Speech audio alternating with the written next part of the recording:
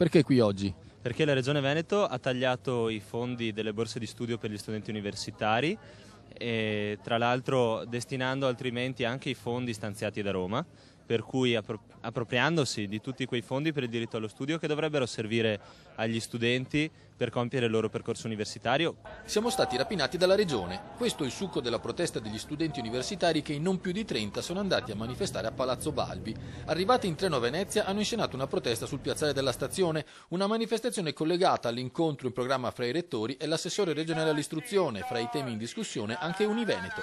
Perché si è concluso l'iter che le università stanno facendo per definire la fondazione di Univeneto e hanno chiesto i rettori al presidente della giunta regionale di entrare anche come regione all'interno di questo percorso, e poi ovviamente c'è il tema delle risorse.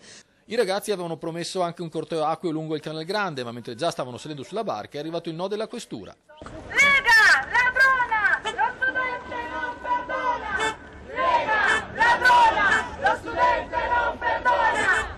La protesta ha sortito un effetto comunque positivo. I rappresentanti del sindacato studenti saranno ricevuti dal presidente del Consiglio regionale e chiederanno un intervento per ripristinare le borse di studio.